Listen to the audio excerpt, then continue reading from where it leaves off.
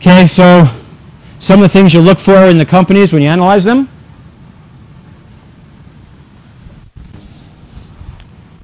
One, you want to understand whether they're a differentiator or a low-cost provider. We'll talk about the value chain. Have they integrated the value chain? Have they outsourced some aspects of the value chain? A cost leader is more likely to outsource some aspects of their value chain to look for a lower cost sources of labor or whatever it is that they produce. Are they diversified geographically? Are they diversified across industries?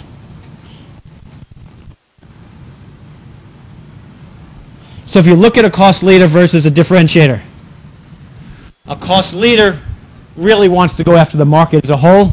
A differentiator is looking at a segment of the market.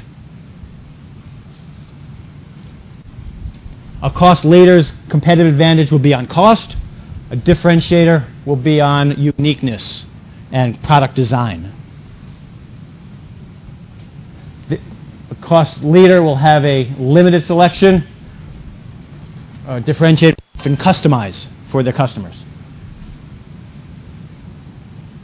I think that repeats, and that repeats. So.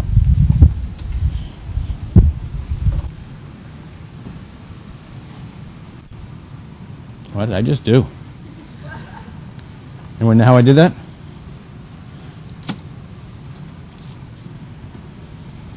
Critical success factors. Critical success factors. Within a company, there are those things that you have to do well to deliver value to customers. If you're an auto manufacturer, you have to deliver cars that will run well. The Yugo proved that you can't have a cheap car that doesn't run well. It didn't last. Anyone ever hear of the Yugo? An import from Yugoslavia. It was like a $7,000 car, but it didn't work. You match these critical success factors to your own core competencies. What are you good at? We have Walmart, so I'll do Target here. What's Target good at? Anyone know? They can't compete with Walmart on scale. But what are they good at?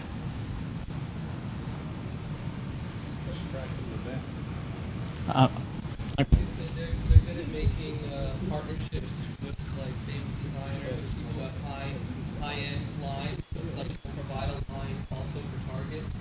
So okay. So they try to be they try to differentiate from Walmart by being a little bit higher end. You going to say something? I say practical events because you walk in here and oh, she goes in for some trinket or whatever, walks out like $100,000 worth of stuff. So they have this model with the flooring, the way it's set up, and also the goods that they sell are not as cheap fish as Walmart. And somehow, you want to buy when you're in there. So it makes you want to buy. I call it practical events. Okay. Customer service. Customer service. So these are all would be a core competency for them.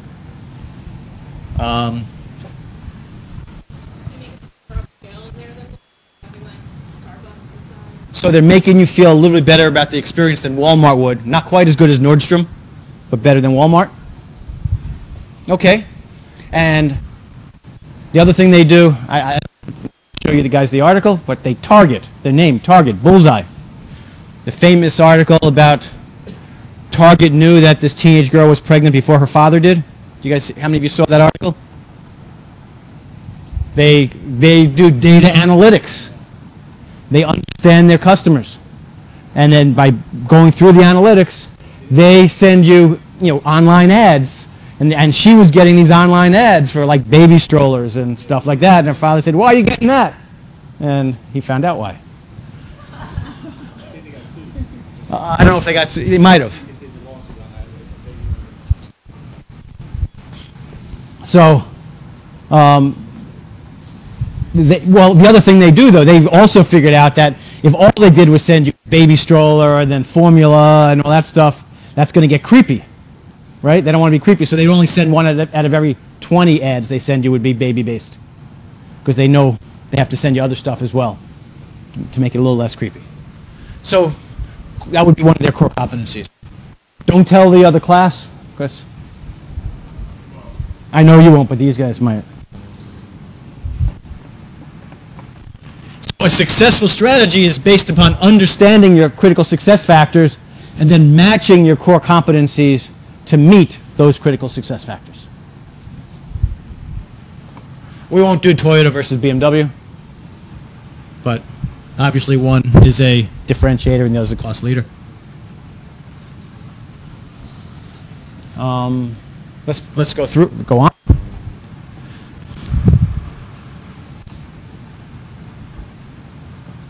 SWOT analysis. How many of you have done SWOT analysis in other classes?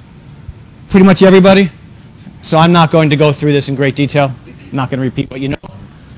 Let's just say that you look at your company's strengths, weaknesses, you look for opportunities for growth, and what your threats are.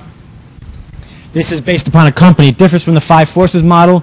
The 5 forces model is the industry, and this is your specific company within the industry. And how do you fit into the industry?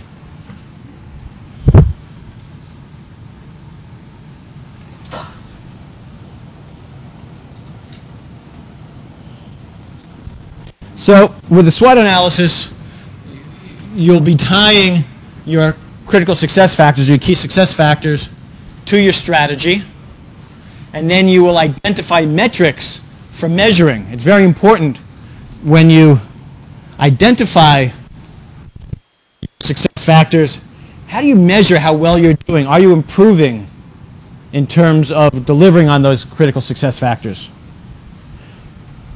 So if your success factor was product innovation, maybe the number of new patents that you have. If you see that growing, then you know you have some good product innovation going on. If your success factor was high quality, the number of defects or returns from customers. Skill development, the number of training hours that you permit your employees to have. So you identify a measurable metric with your critical success factors so that you know whether you're doing well or not and moving in the right direction. So companies create mission statements that in theory help you, the organization, figure out at the very highest level what they stand for. Now these are a little old, so we have Ford here for instance. It's not their most recent one, so you shouldn't use it. Their mission statement, and a mission statement, when you look it up for your company, you're going to see paragraphs. Some companies don't get it. A mission statement should be succinct and impactful. One sentence that defines that company's objectives. If you're reading a paragraph, they didn't get it. And unfortunately, a lot of companies are like that. Ford, provide personal mobility for people around the world. What does that tell you about?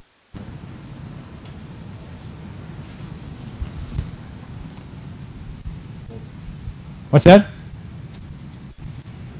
They're global. Or mobility devices. Cars being one of them, probably the primary one, but trucks for sure as well. Differentiator or cost leader?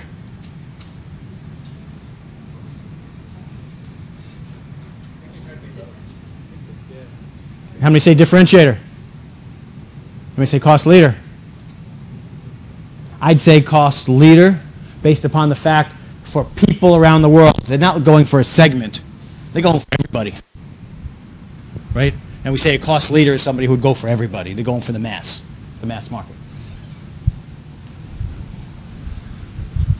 Google, another company we have. I don't know how old this is old too. To organize the world's information and make it universally accessible and useful.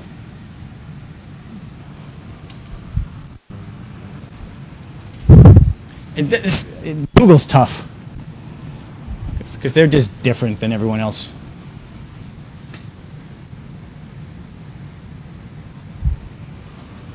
Walt Disney, to make people happy.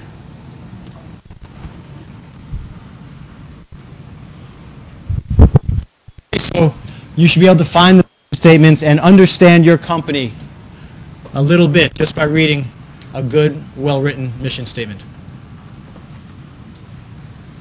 Okay, so now that's it for strategy. Let's focus a little bit on management accounting basics. So, management accountant, you partner in the decision making. You devise systems for planning and performance management, so you help plan the organization. Things like budgeting is a management accounting function, and performance management. How well did you do versus the budget?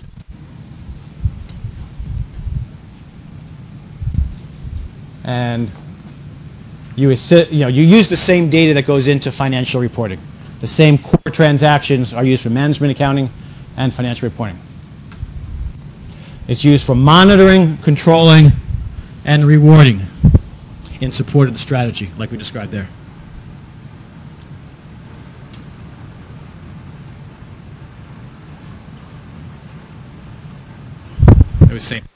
This is just that picture extended. It starts with goals and objectives, long-term plans, which are strategies, short-term plans are implementation strategies or implementation plans. You have a master budget, which we'll talk about in this class.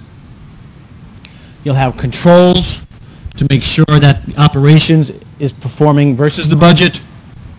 We'll create something called a flexible budget. And then you'll create the feedback against each of the levels of your planning cycle.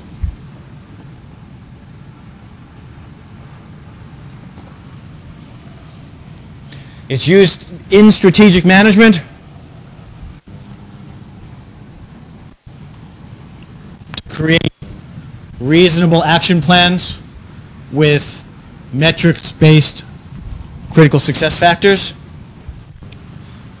It's used for decision making. Today we'll talk about cost, volume, profit decision making. So you can decide, should I build a new plant or should I keep the current plant? Should we outsource or should we keep it in-house? And you need to figure that out through economic analysis. You want to make sure you're rewarding effective management. Management that is implementing approaches that meet the strategies, and it helps produce financial statements. Within the organization structure, it reports, the management accountant reports to the CFO through the controller, but also report to the controller is the financial accountant, right? Both report to the same person. And that's a bit of a challenge. Because if you think about financial reporting, it's focused on external users, and it emphasizes compliance. You've got to do things very, very structured, or else you get in a lot of trouble. Management or cost accounting has an internal focus. There's no regulatory group that cares. You could mess up completely. Nobody cares. Just your company's going to do so well. So you're focusing on efficiency and effectiveness, and you want your information to be useful and timely. You want to be able to make the decisions and change your plans in a useful and timely fashion. So the controller's job is to reconcile these two functions, recognizing that both of them report to the same person. They're both driven from the same core transaction.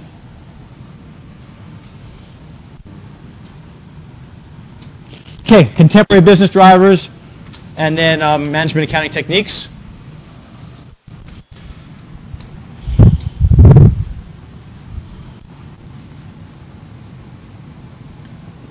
Contemporary business drivers. These, some of them, I'm telling you, back in the 70s when I was in school, or 80s, I should say. Same ones. They're just, a little bit different, but they're the same drivers. Global business. We live in a global business environment with economic interdependence and competition. We'll talk about things like transfer pricing. How much taxes does GE pay in the U.S.? Zero. Because they figured out how to move their tax basis to better taxed places like France.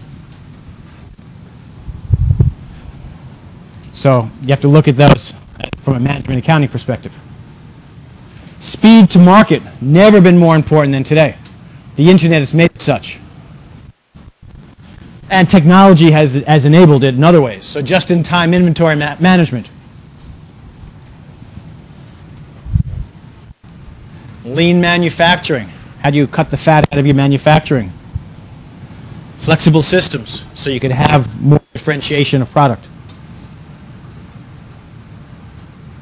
IT. Obviously, the use of the internet, both as a sales tool and as an information tool.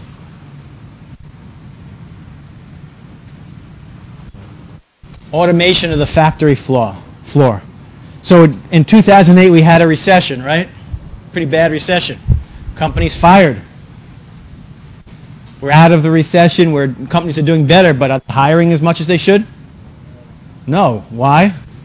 They use that as an opportunity to move more towards an automated environment, robotics. More and more take the place of human labor. And so will we ever get back to where we were? There are doubts. Data. Analytics. Marketing has changed, right? Back in the day, companies would have TV ads, and they'd use Nielsen ratings or things like that to try to get a sense of how many eyeballs were watching their ads. But it was kind of this, you're not really sure. Now on the internet, you know exactly when somebody has clicked your ad, and you pay per view. Google has created an entire industry of over 100,000 people who are monitoring and trying to get on the top of a Google search, trying to get their ads clicked on. So the strategic use of data in that way and in others. Focus on the customer. As you have more and more competition, you need to deliver higher and higher quality to your customer. And you have to do it quicker. How many of you have ever ordered a couch, a nice custom couch? How long does it take? That was quick. 3 months when I got mine. 3 months. Oh, you think that was it? Should have thought of that. But that's unacceptable. I probably did it before you did it too. So. The internet has accelerated commoditization, so you have a very short window where you are differentiated.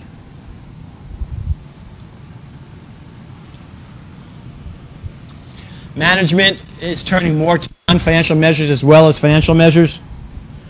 Organization structures are changing. We'll talk about organization structures a little bit later on, decentralized versus centralized. They seem to go back and forth. Social, political, and cultural considerations. The workforce is diverse.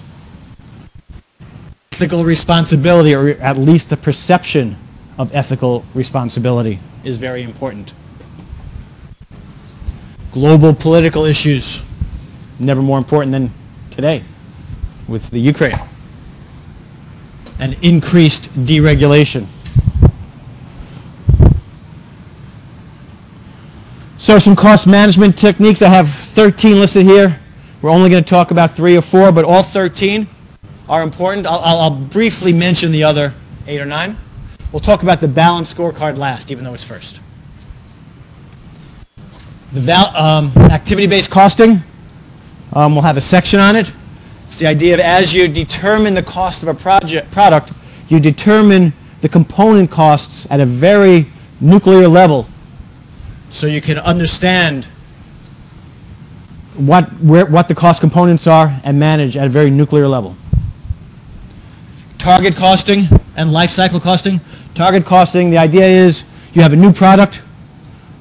You start off by understanding what you think you could sell that product for, and then you work backwards from the sales price. Okay, we could sell it for $1,000. We want to make a 20% profit. Therefore, we can only cost $800 to make it. How can we make this product for $800? You go backwards from the end product to what it's going to cost. Life cycle costing, important in the pharmaceutical industry, because the production of a drug is very, very small cost. Kind of like cola. It's a bunch of chemicals that are just mixed in a certain way. But when you think about the cost of R&D, the full life cycle of the development of a drug,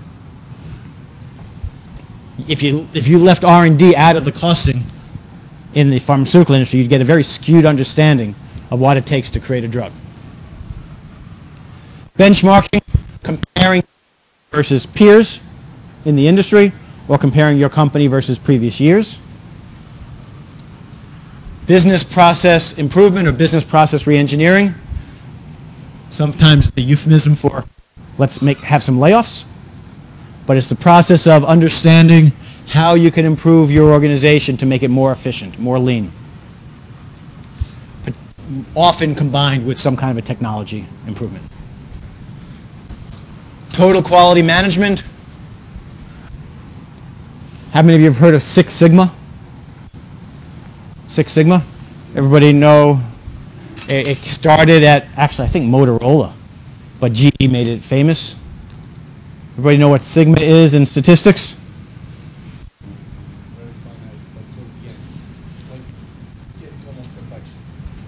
Well, that's what Six Sigma is.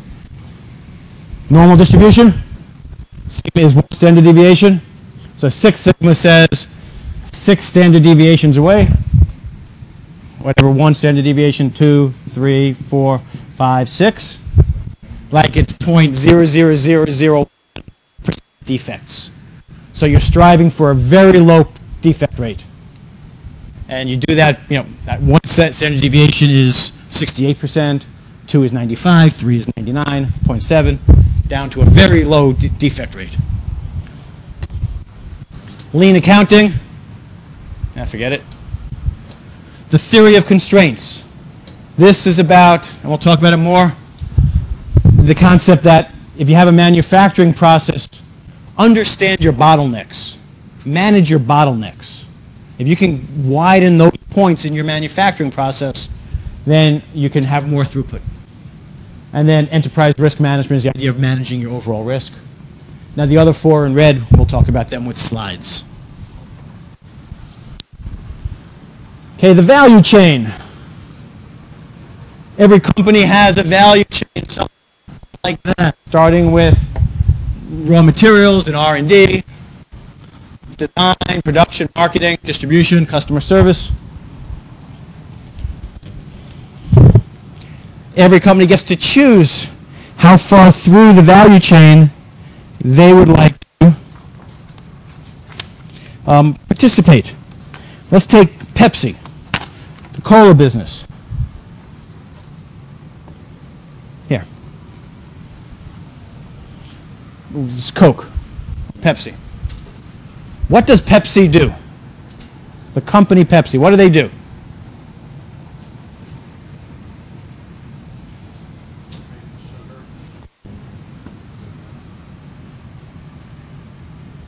They do this. They manufacture concentrate. And they do marketing, which isn't shown here. No, they don't own the bottling groups. They purposefully own less than 50% of every bottling organization. They want to. They don't want to be a controlling interest. The bottling groups are high capital expense, low return. Not the business Pepsi wants to be in. So they own just enough to have say over quality and control and things of that nature without being a primary owner. So just under 50%. They're really manufacturers of concentrate and marketing. McDonald's, they don't make buns. They don't grow the potatoes. They have quality control over it. They own some of the retail stores, and they have some franchises.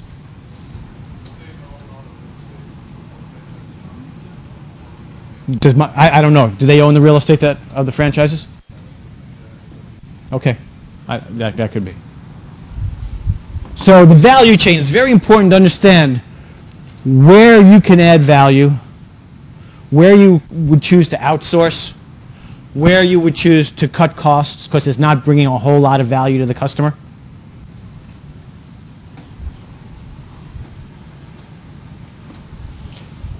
Another important area that companies are focusing on today is business intelligence. The data to power cycle. All companies have data. They did a transaction, they record it. Most of them convert that to information. Well, we've sold 100 shirts this month. We sold 80 last month. Looks like shirts are selling pretty well. Convert that to knowledge, saying, hey, it looks like shirts are selling well. It looks like cotton is out. It's this new synthetic fabric. That's good. Wisdom, you create a contract with the maker of the synthetic fabric so that nobody else can get that fabric, and then you have power. So going from raw data and converting it into some source of power is an important process. And this is the article if you wanted to look at it on how Target figured out the girl was pregnant. Sustainability. I'm not going to talk about it much in this class because I think it's a bunch of nonsense. I don't think sustainability is nonsense. I think companies talk a lot of nonsense about it. I think everybody recognizes it's important in the public eye, so they tell the world how good they are at it. So, BP is telling us how good they are at it. How did that work out in the Gulf? So take it with a grain of salt. It's important, very important, that companies are good neighbors and they're doing the right thing for the world, but take it as a grain of salt. So as you're doing your presentations, stay away from this topic unless you really think that your company is differentiated as it relates to sustainability. If you just read their literature on it and you buy into it, that's not enough. That's what I would say. Here's a company that is truly involved in sustainability, Patagonia. So they were considering a new shirt. The wool was from New Zealand.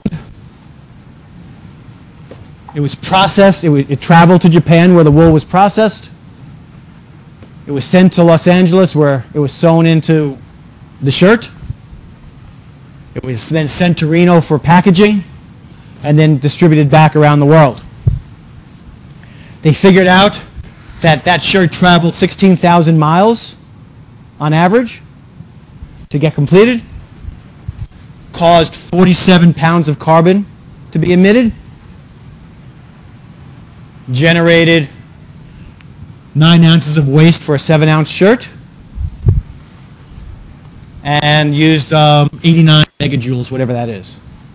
What did Patagonia do? They decided they're not making that shirt.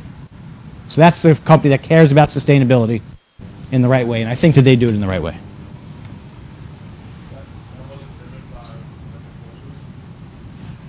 Ultimately, the decision not to make it was driven by their view of where they are as a company in the world.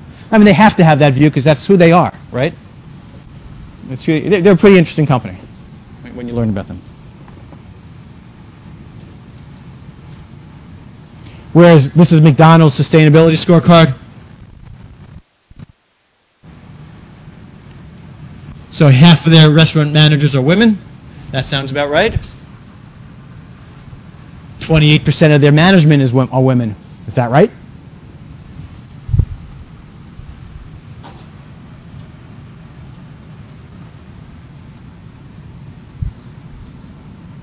So this was their sustainability scorecard. This all leads us to the Balanced Scorecard. The Balanced Scorecard. When we look at how we're doing versus our strategy, it's easy to focus on the financials. Are we making money? But it's also important to focus on some non-financial measures. Innovation, operations, and customer service. So a balanced scorecard looks at all four of those. These three financial measures.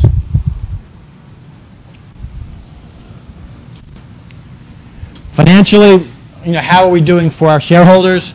From the customer's perspective, how do customers view you?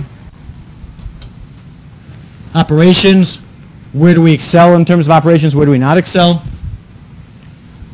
Innovation, how are you doing in terms of continual improvement?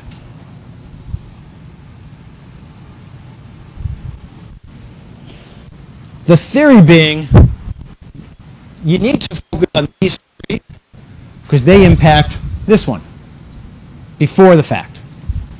If you focus on learning and growth, you'll do better in terms of how you work internally.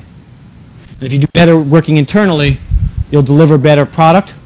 And if you deliver better product, you'll make more money. So the balanced scorecard wants to look at all four. This is the one that's the easiest to get because those numbers are readily available. I'm not going to go into this in detail, but this is a strategy map related to a balanced scorecard. Again, it starts with learning and growth, goes through internal processes, customers, and then financial. And it shows how each one leads you eventually to financial success. You take a look at this on your own. Getting to see some glazed eyes. We'll have a break shortly, guys, don't worry. So, a balanced scorecard. You take the four categories and you identify metrics. A good balanced scorecard only has 2 or 3 metrics in each category. You don't need 100 metrics. Some books say you do. I don't think you do. You just need a few really key metrics that you measure and see how you're doing over time on each of the 4 categories. This slide came directly from the text, so you could check the text out for what are some example metrics that you might choose.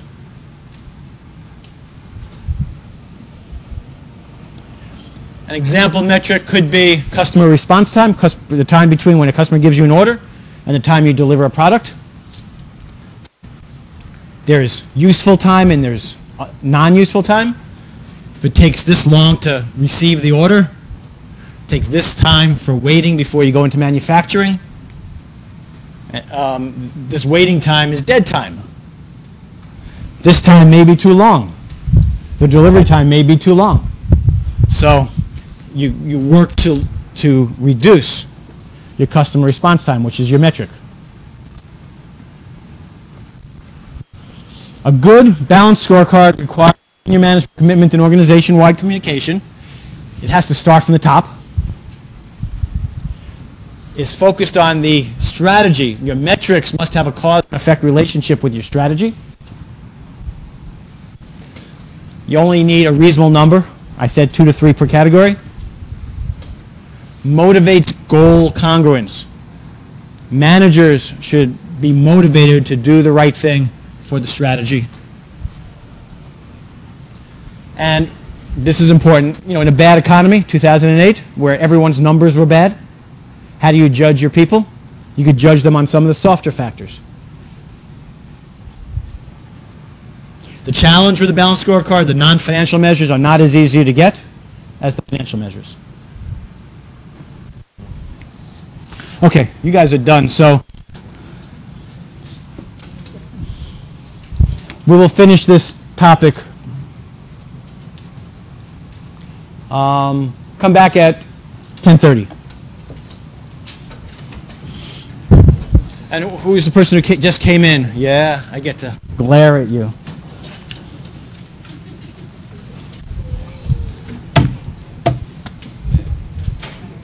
We start on time, okay?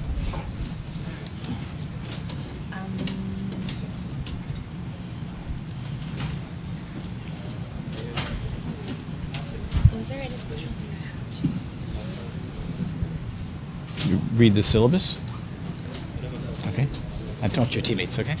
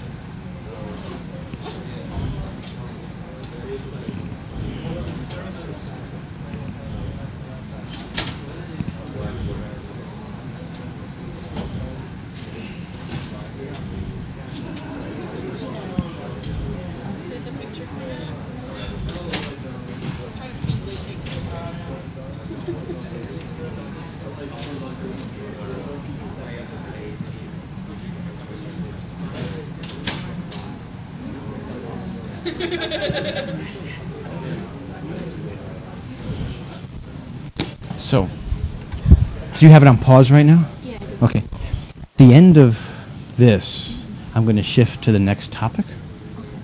And so, is there some way to stop it and then start a new one? I'll give you a clue when we get to that, okay? Yeah.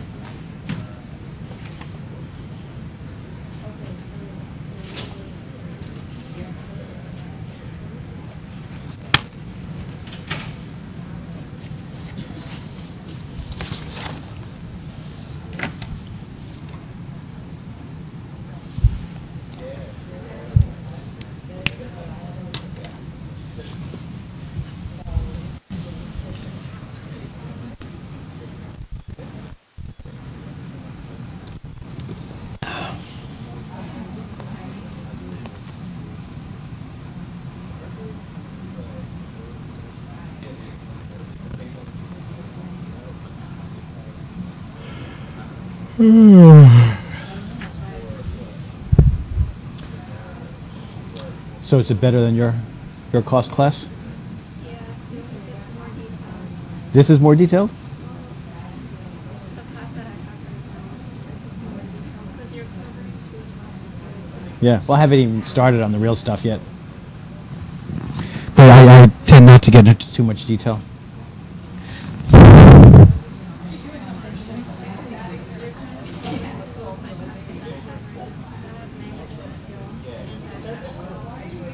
You're taking them both together? Well, management separate, internal management, not management. Oh, okay. So you do this kind of stuff. Quarter level. You did it. Okay. That's what we're learning, and I have an exam on that tomorrow. Oh, there you go. That was good for you then.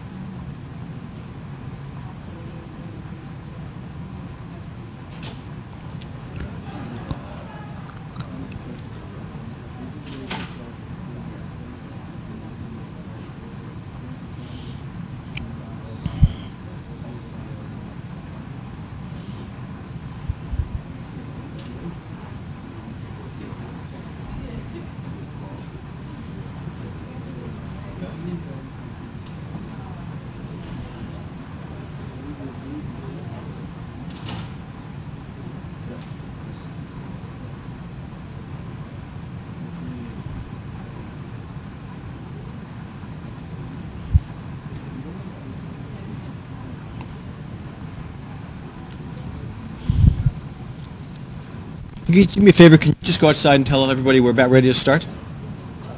Thank you.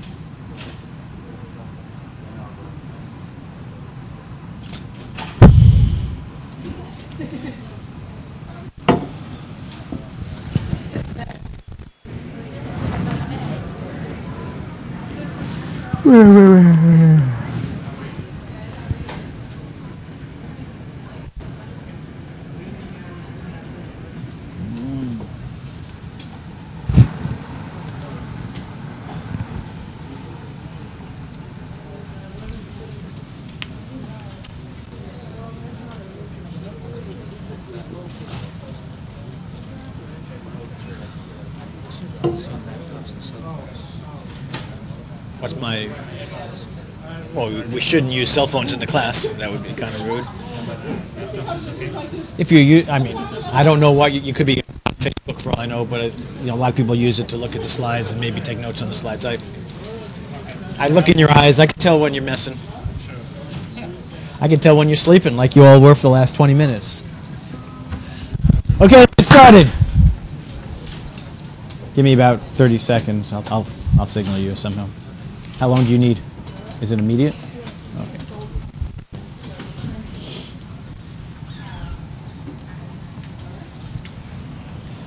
Okay, let's just wrap up this topic now. Balanced scorecards are important, but they're not that easy to implement. One, measures are different across business units. Like many measures are different across business units, financial and non-financial. So it's best to compare versus prior periods, not to compare business unit to business unit. The reality is balanced scorecards are used in evaluation because it's a good way to evaluate people, but ultimately compensation is based on the bottom line. So companies tend to revert back to looking at the bottom line, looking only at the financials as they determine compensation. In theory, evaluation and compensation should be tightly linked. If you're doing the right things, you should get compensated for it. You might have a longer term view. The information that you're using for the non-financial data is both uncontrolled, sometimes difficult to get, and sometimes based upon a different time period than the financial data and the performance reviews. So it's sometimes difficult to pull together a high quality balanced scorecard.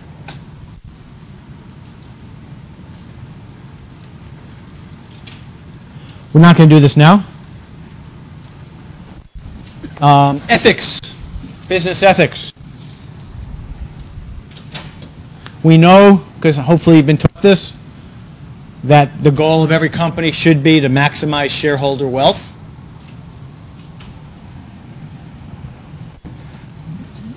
But there are ethical issues in that regard.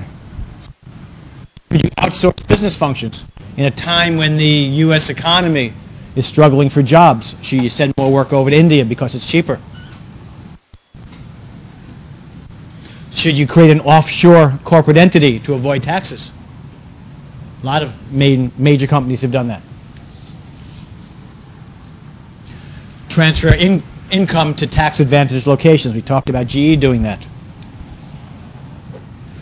Cost plus billing. Yes, sir. I was just going to tell you. Cost plus billing. A lot of government work is cost plus. As you can see, or you will see, costs are fuzzy. We have these things, and we'll talk about it in a moment. We have these things called fixed costs. How do you allocate fixed costs to individual products? If you had a way to allocate more costs to your government work, which is paying you on a cost-plus basis, you'll make more money. So cost-plus billing in conjunction with cost allocation is an ethical issue. Good question. and we'll see it in more detail. Similar to outsourcing, should you take actions that may conflict with the greater good? Shut down your businesses, merge.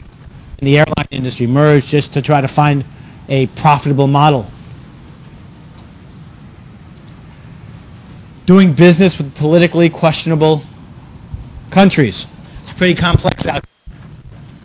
At one time or another, everyone's politically complex or politically questionable.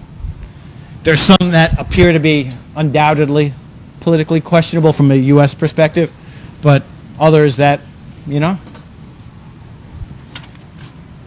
a good example would be Venezuela, a great supplier of oil, a country that right now politically is not allied very well with the U.S., but things change. A big issue, supporting charities and political action committees. Putting a surcharge on your tab for Obamacare. How should you, as an organization, take a political stand? We all have our views. I certainly have my views on that.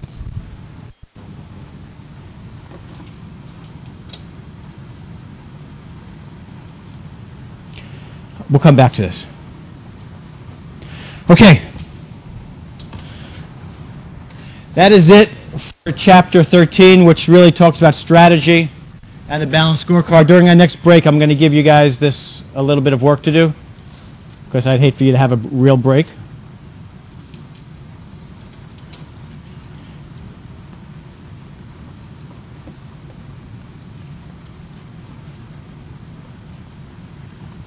Okay? We all set? Okay. We're going to talk briefly about some very basic cost concepts. Things I'm hoping you all have seen before, but I can't assume it. But if you all have, tell me and we'll move fast through this. These are chapters 1 and 2 in your text. 1 and 2. Very little on Chapter 1, the manager and management accounting. We kind of talked about that as part of Chapter 13. And then we're going to